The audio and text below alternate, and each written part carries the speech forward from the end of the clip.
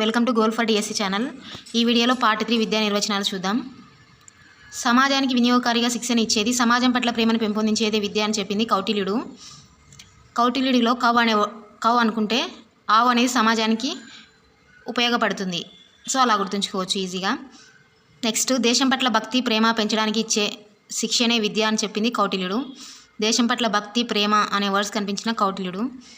Next, ప్రకృతి నుండి లభించేదే మానవీయ విద్య అని చెప్పింది పాణిని. ప్రకృతి నుండి పాణిని, ఆ రెండు క్లూవర్స్.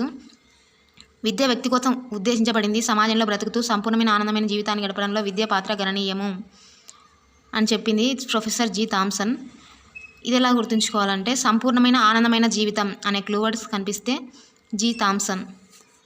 నెక్స్ట్, విద్య అనేది వ్యక్తిత్వ జీవిత దర్శనం అంటూ ఒక విద్యా పథకాన్ని వైవిక్తిగత శ్రేష్టతను పెంపొందించడంలో ఏ మేరకు విజయవంతం అనే అంశం మీద విద్య ఆధారపడి ఉంటుందని చెప్పింది సర్ పెర్వినన్.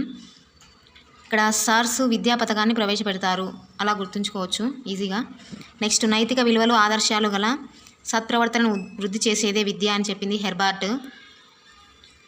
హెర్బార్ట్ అంటే నైతిక విలువలు ఆదర్శాలు అనే క్లూవర్స్. నెక్స్ట్, వ్యక్తి ఉయ్యాల నుండి చనిపోయే వరకు జీవితాంతం ప్రభావం చూపే అంశాలే విద్య అని చెప్పింది ఎడ్వర్డ్ థింగ్ జాన్ స్టూవర్ట్ మిల్. ఇక్కడ ఉయ్యాల నుండి చనిపోయే వరకు అనేవి క్లూవర్డ్స్. నెక్స్ట్, సిద్ధాంతాన్ని అనుభవానికి అతి చేరువలోకి తెచ్చేదే విద్య అని చెప్పింది హోరెస్మన్. హోరెస్లో రేస్ అనే వర్డ్ కనిపిస్తుంది కదా. రేస్లో మనం ముందుండాలి అంటే, రేస్లో విన్నవాలంటే మనం అతి చేరువలోకి, లక్ష్యానికి అతి చేరువలోకి రావాలన్నమాట, అలా గుర్తుంచుకోవచ్చు ఈజీగా. నెక్స్ట్, విద్య అంటే కేవలం ఒక బకెట్ నింపడం వంటిది కాదు, అగ్నిజ్వాలను జ్వలింప చేసేది అని చెప్పింది ఈట్స్.